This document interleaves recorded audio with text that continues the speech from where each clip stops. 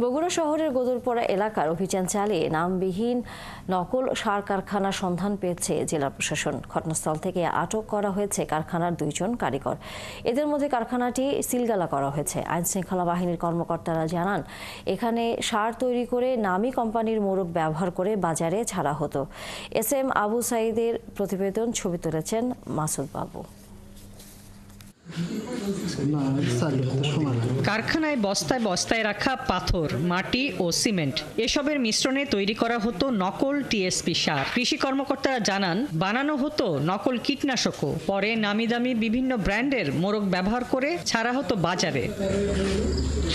জাতীয় গোয়েন্দা সংস্থা এনএসআই এর দেয়া তথ্যের ভিত্তিতে শনিবার রাতে অভিযান চালানো হয় নামবিহীন ওই কারখানায়। অভিযানে জব্দ করা হয় 150 বস্তা নকল টিএসপি সার ও প্রায় 400 বস্তা ভেজাল উপকরণ সহ অন্তত 17টি কীটনাশক ব্র্যান্ডের নকল মোড়ক। অভিযান টের পেয়ে কারখানার মালিক গৌতম ও সুলতান পালিয়ে যায়।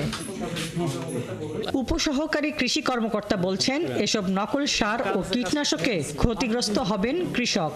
এই উপকরণগুলো যে কৃষকরা ব্যবহার করবে অবশ্যই তারা সম্পূর্ণ ক্ষতিগ্রস্ত হবে আর কি।